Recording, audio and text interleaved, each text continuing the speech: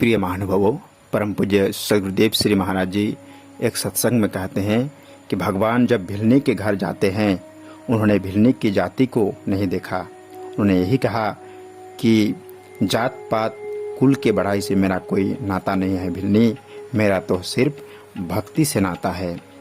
उसके छोटेपन को नहीं देखा, बल्कि उसकी कुटिया में बैठकर जूठे बैर खाए केवट का उद्धार किया, अहिल्या का उद्धार किया और जंगल में जाकर ऋषि मुनियों की सेवा की।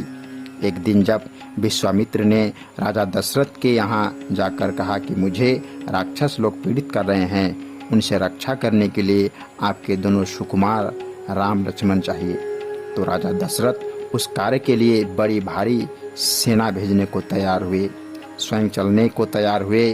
पर विश्वामित्र नहीं माने, कहा कि नहीं, मैं तो राम लक्ष्मण को ही ले जाना चाहता हूँ। क्यों? क्योंकि विश्वामित्र राज ऋषि थे, अध्यात्मवादी थे।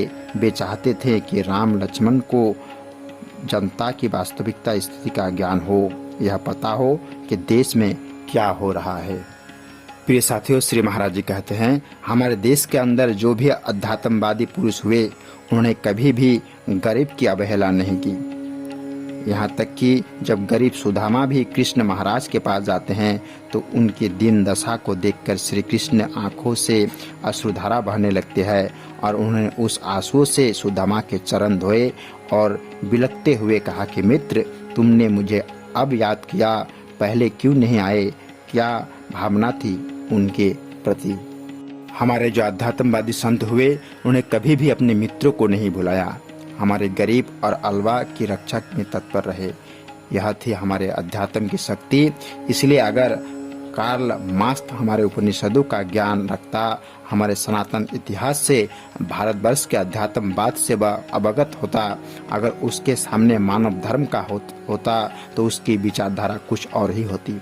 फिर वह यह नहीं कहता कि धर्म अफीम है, बल्कि यह कहता कि धर्म अनुभूति है और धर्म जनता को जगाकर अत्याचार और अनाचार का प्रतिरोध करने का, संघर्ष करने की प्रेरणा और शक्ति प्रदान करता है। इसलिए धर्म की रक्षा करो। श्री महाराज जी कहते हैं, धर्म तत्सत मांगता है, कुर्बानी मांगता है, बलिदान मांगता है। याद करो, गुरु गोविंद जी ने 40 शिष्यों के उन्होंने धर्म की रक्षा के लिए अपने जीवन की आहुति दी, जिनकी यादगारी में बैसाखी का पर्व मनाया जाता है और जिनके बलिदान को देखकर गुरु महाराज प्रसन्न हो गए, उनको अमृत चखाया और उनके नाम के आगे तब से सिंह लगा दिया, अर्थात शेर के समान बनकर, जिन्होंने अंधकार रूपी हाथी का नाश कर दिया। उत्तराखंड के अंदर राज सिंह की मूर्ति आपको देखने को मिलेंगी।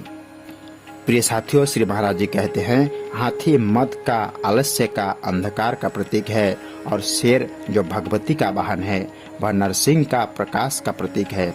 हमारे पूर्वजों ने अंधकार के ऊपर प्रकाश के, अज्ञानता के ऊपर ज्ञान की विजय को कैसे दिखाया?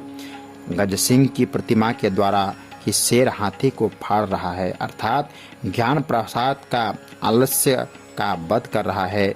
ज्ञान ने, प्रकाश ने अध्यात्म के अंधकार को समाप्त कर दिया। यही शेर, यही ज्ञान भगवती का वाहन है। भगवती पराविद्या है, आत्मज्ञान की विद्या है, जिसको अपने जीवन में उतार कर हम अपना और अपने देश का कल्याण कर सकते हैं। प्रिय साथियों, आदरणीय श्री महाराज जी ने किया प्रवचन हंसादेश मई 2006 में छपा था।